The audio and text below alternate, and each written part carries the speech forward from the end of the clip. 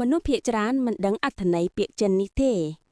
ពាក្យតោជាភាសាចិនមានន័យសំខាន់ៗ3ប្រើញឹកញាប់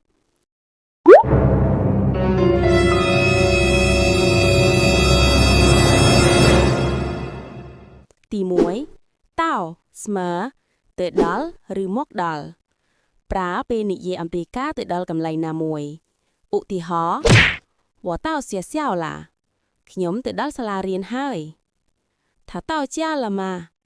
គាត់ទៅដល់ផ្ទះហើយឬនៅទី2តោស្មើរហូតដល់ពេលវេលាឬចំនួនប្រើជាមួយពេលវេលាឬចំនួនឧទាហរណ៍从早到晚ពីព្រឹករហូតដល់ល្ងាច学到晚上10点រៀនរហូតដល់ម៉ោង10យប់ទី3តោស្មើសម្រេចបានឃើញឮប្រើបង្ហាញថាអ្វីមួយបានកើតឡើងរួចឧទាហរណ៍我看到了ខ្ញុំបានឃើញហើយ我听到你说的话ខ្ញុំបានឮអ្វីដែលអ្នកនិយាយសរុបខ្លីៗតោស្មើ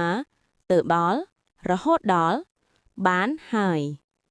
បើវីដេអូនេះមានប្រយោជន៍សូមជួយ Subscribe មួយហើយទុក Comment មួយជាកម្លាំងចិត្តដល់ខ្ញុំ